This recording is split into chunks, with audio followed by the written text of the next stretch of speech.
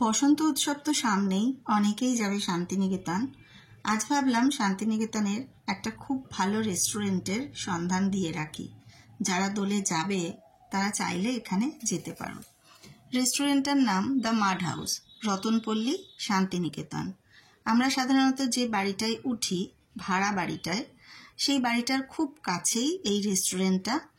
আমরা অবশ্য বাড়ি থেকেই অর্ডার দিয়ে খাবারগুলো আনাই এবং এদের খাবারগুলো এতই ভালো স্বাদ, খেতে খুব ভালো লাগে। সেদিন সারাটা দিন আমরা বাড়ি খুঁজেছি, যেগুলো সন্ধান পেয়েছিলাম সেগুলো দেখতে গেছি। এত টায়ার্ড ছিলাম, বিকেল গড়িয়ে প্রায় সন্ধে হয়ে গেছে, কিচ্ছু খাওয়া হয়নি সারাটা দিন, শুধু চা খেয়ে তিনজনে রয়েছি একের পর এক। মানে তখন আর ভালো লাগছে না ভালো লাগছে হোটেলে যেখানে উঠেছিলাম সেখানে ফিরতে, না ভালো লাগছে কিছু খেতে, কিচ্ছু ভালো লাগছে না। মনে হচ্ছে এক জায়গায় গিয়ে চুপ করে বসে থাকি কিছুক্ষণ। তখন মনে হলো এই মাড হাউসের কথা। এত নিরিবিলি, এত ঠান্ডা শান্ত পরিবেশ, ভীষণ ভালো লাগলো গিয়ে। এতটাই ক্লান্ত ছিলাম সবাই যে প্রথমেই আমরা গেলাম ওখানকার ওয়াশরুমে। অ্যাম্বিয়েন্সটা এত ভালো হোটেলটার বা রেস্টুরেন্টটার, চারিদিকটা। হোটেল বললাম এই কারণে এখানে থাকার ব্যবস্থাও আছে। পরিবেশটা অসাধারণ। প্রথমেই গেলাম আমরা ওয়াশরুমে, সেখানে গিয়ে আগে মুখে চোখে ভালো করে জলের ঝাপটা দিয়ে একটু ফ্রেশ হলাম। মানে কি যে পরিমাণ ক্লান্ত হয়ে গেছিলাম বাড়ি খুঁজে খুঁজে, সেটা একমাত্র আমরা এই তিনজনেই জানি। তারপরে এলাম যে কিছু তো একটু খেতে হবে। আমরা কিছু খাই না খাই, আমার মেয়েটাকে তো কিছু খাওয়াতেই হবে, কারণ বেচারা একেবারে মানে মুখ চোখ বসে গেছিল সারাদিন ঘুরে ঘুরে। তো যাই হোক, আমরা অর্ডার দিলাম কিছু খাবারের স্বাদ তো আমরা জানি, খুবই ভালো হয় এখানকার খাবার। আর এখানকার সাজানো গোছানো চতুর্দিক এত ভালো লাগছিল, হালকা করে রবীন্দ্রসঙ্গীত বাজছিল, ভীষণই ভালো লাগলো গিয়ে। এবং মনে হলো যে বন্ধু বান্ধব সবাইকেই বলি, যদি কেউ এদিকে আসে তাহলে যেন অবশ্যই এই রেস্টুরেন্টটায় একবার যায়, গেলে ভালো লাগবে। অন্তত শান্তিনিকেতনে যে শান্তির খোঁজে আসা, সেইটা মনে থাকবে যে একটা জায়গায় গেলাম, বসে কিছুক্ষণ শান্তিতে আরাম করে একটু কথা বলতে পারলাম বা খাওয়া দাওয়া করতে পারলাম। মাড হাউস মানে একদম মাড হাউসই, মানে চারিদিকটা একটা রুরাল এফেক্ট দেওয়া হয়েছে। আমরা যখন গেছিলাম তখন জেভিয়ার্স থেকেও কিছু মানুষজন এসেছিল কলকাতা থেকে, এখানে বোধহয় তাদের কোনো প্রোগ্রাম ছিল, তারাও ছিলেন আশেপাশে। আর আমরা অর্ডার কি করলাম, আমরা অর্ডার করেছিলাম প্রথমে স্টার্টার হিসেবে, কারণ সন্ধে হয় এরকম মুখেই গেছিলাম, তখন আর ভাত টাত খাওয়ার তো প্রশ্নই নেই।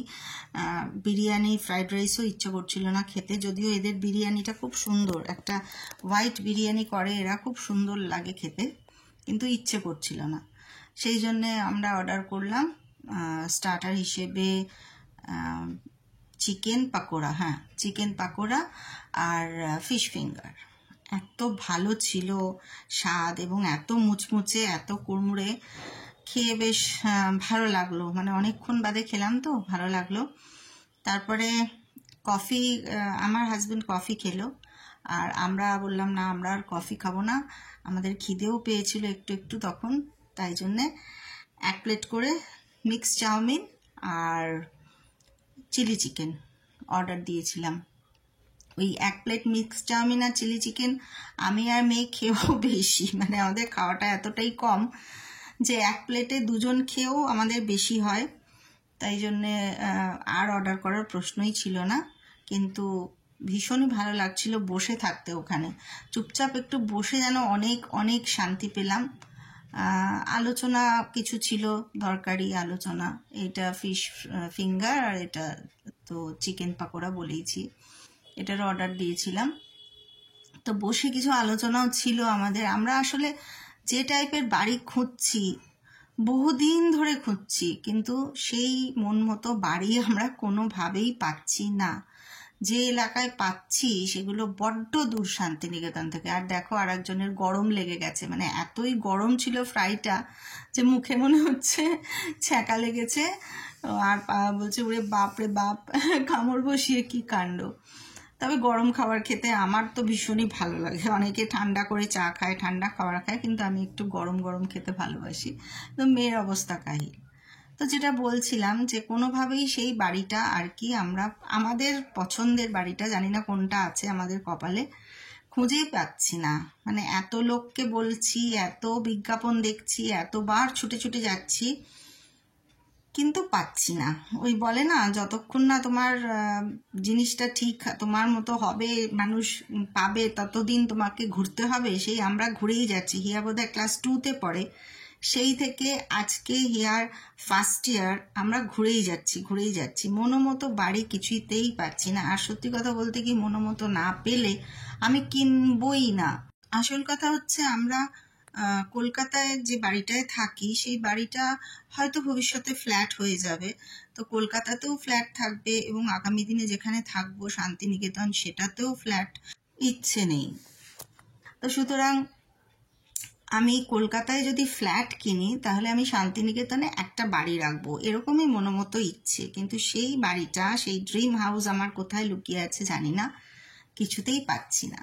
লাস্টে গল্প টল্প করে আমরা অর্ডার দিলাম কুলফি, আর কুলফিটার স্বাদটা অসাধারণ ছিল। আমার মেয়ে একটুখানি না কুচু কুলফির ব্যাপারে, ও শ্যামবাজারের কুলফি খেয়ে খুব ভালোবাসে আর কি খেতে।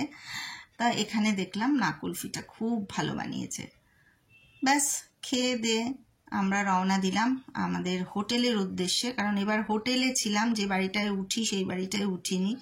হোটেলে ছিলাম এই কারণেই যে আমরা যে যে জায়গায় যাবো সেখান থেকে না ওই হোটেলটা খুব কাছাকাছি হবে। শান্তিনিকেতনে মনে হয় সবই এপাড়া ওপাড়া, কিন্তু ডিস্টেন্স আছে। আমরা যে বাড়ির খোঁজ নিয়ে গেছিলাম সেখান থেকে তো আমরা যেখানে উঠি সেটা অনেকটাই ডিস্টেন্স। সেই জন্য এইসব, আর হুড়মুড় করে গেলে সবসময় ওই বাড়িটা পাওয়াও যায় না।